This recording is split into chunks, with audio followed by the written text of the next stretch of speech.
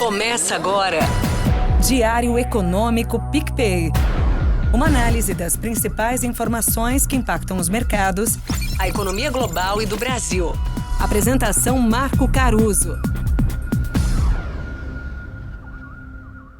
Fala pessoal, bom dia. Hoje é sexta, 15 de setembro de 2023 e esse é o seu Diário Econômico. O Banco Central Europeu mandou dizer que acabou. Depois de subir seu juro básico mais uma vez, o comunicado do BCE disse que as taxas já atingiram níveis que, mantidas aí por um tempo suficientemente longo, vão contribuir para a inflação convergir para a meta de 2%. Em Banco Centralês, esse é o jeito de dizer que o cenário básico é parar o ciclo de alta aí e observar. Também é o jeito de dizer que eles não querem que a curva de juros precifique quedas muito cedo. Eles seguiram a mesma retórica que o nosso Copom usou aqui. Aliás, esse parece ser o mantra dos BCs nesse ciclo. Dado que o cenário de desinflação não é óbvio no curto prazo, mas já se subiu bastante o juro e isso pode sim frear de forma mais brusca as economias, eles preferem tentar parar para olhar e também tentar segurar os ânimos no gogó.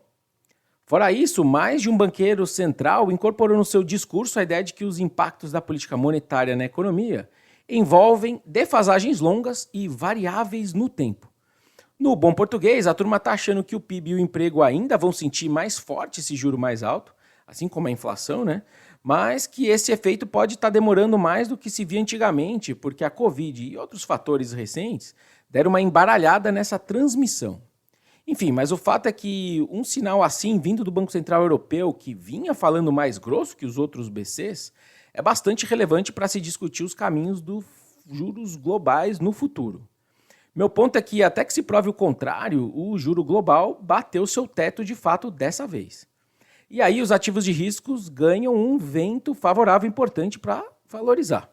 E isso vai acontecer num primeiro momento, antes até que a gente descubra se isso aconteceu nessa parada dos juros globais, porque o PIB vai piorar bem ao redor do mundo, né, o que seria ruim, ou se é porque uma desinflação mais saudável está vindo por aí. Enfim, antes do fato consumado, a narrativa pode ser pró-risco mesmo, né? Tomada de risco. Lembrando que os mercados navegam muito mais tempos ali pelas histórias em volta dos fatos do que pelos fatos em si. Bom, nesse ambiente a gente viu bolsas ali todas no verde, subindo perto de 1% ou mais até. As commodities mais cíclicas, ou enfim, aquelas que não têm alguma força contrária ali do lado da oferta muito forte, ganharam tração também. E boa parte da renda fixa global valorizou bem, ou seja, reduziu seus juros futuros precificados. A grande exceção foram os Estados Unidos. As pequenas altas que a gente viu nos juros lá vieram na esteira de fortes vendas no varejo que saíram ontem também, crescendo acima do previsto em agosto, assim como também preços no atacado mais salgados. Os dois números sofrem uma influência grande da alta nos preços dos combustíveis que a gente está vendo, depois que o petróleo varou os $90 por barril e por lá ficou. Outro mercado com dinâmica interessante ontem foram as moedas. O euro caiu para o seu menor nível em 6 meses, depois dessa sinalização do Banco Central por lá, e também puxou um dólar forte contra as moedas de países desenvolvidos, principalmente. Só que o nosso real aqui e outras moedas de países emergentes gostaram desse ambiente pró-risco que o Banco Central Europeu gerou e os juros mais baixos também que eles criaram ali e acabaram valorizando bem.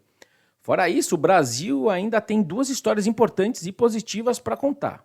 A primeira, né, e acho que menos importante, a gente viu ontem o setor de serviços confirmando mais um crescimento robusto no mês de julho. Vamos ver como vai vir o varejo que sai daqui a pouco às 9 horas. Mas fora isso, também é interessante perceber que o nosso real tem caído bem na parte da manhã, mais de um dia aí nos últimos dias.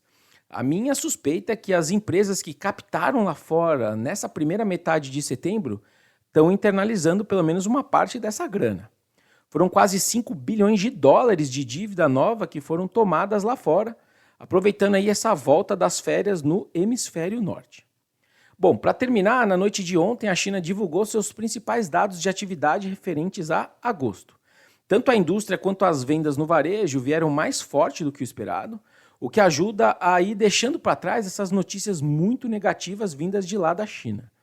O único senão segue sendo o setor imobiliário e também os investimentos em ativos fixos, que são os pontos ali mais negativos dos setores chineses. Para tentar suavizar esse processo, o governo chinês vem cortando juros e compulsório.